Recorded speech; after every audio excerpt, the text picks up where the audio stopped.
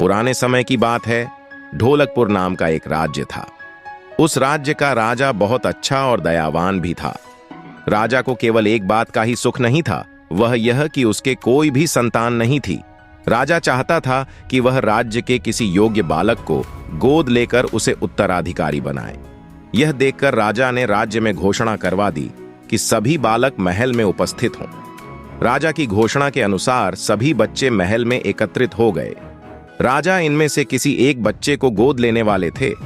राजा ने सभी बच्चों को पौधे लगाने के लिए भिन्न भिन्न प्रकार के बीज दिए और कहा कि अब हम 6 महीने बाद मिलेंगे और देखेंगे कि किसका पौधा सबसे अच्छा है। राजा ने यह भी कहा कि जिस बच्चे का पौधा सबसे अच्छा होगा उसे गोद लिया जाएगा।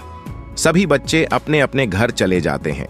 कई महीनों के बाद वे सभी अपने पौधे लेकर महल में आते हैं।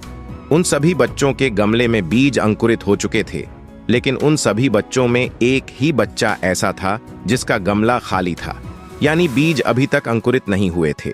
लेकिन वह रोज उसकी देखभाल करता था और रोज पौधे में पानी डालता था।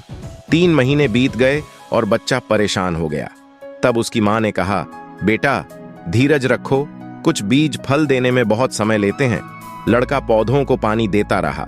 6 महीने हो गए। राजा के पास जाने का समय आ चुका था, लेकिन वह लड़का डरा हुआ था कि बाकी सभी बच्चों के गमले में तो पौधे होंगे और उसका गमला खाली होगा। लड़का ईमानदार था, इसलिए वह महल में चला गया। सभी बच्चे अपने पौधे महल में ले आए। कुछ बच्चे उत्साह से भरे हुए थे और राज्य का उत्तराधिकारी बनना चाहते थे।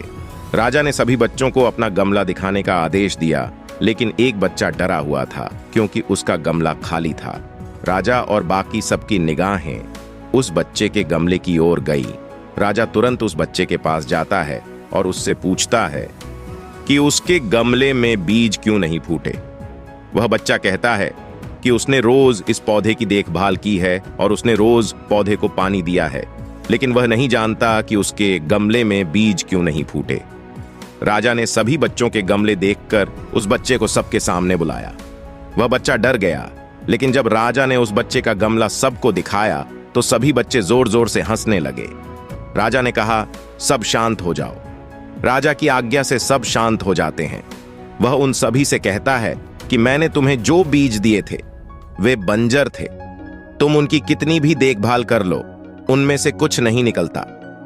राजा उसकी ईमानदारी से बहुत ज्यादा खुश थे और उन्होंने ये भी देखा कि उसका गमला खाली था, फिर भी वो बच्चा हिम्मत करके राजमहल तक आया।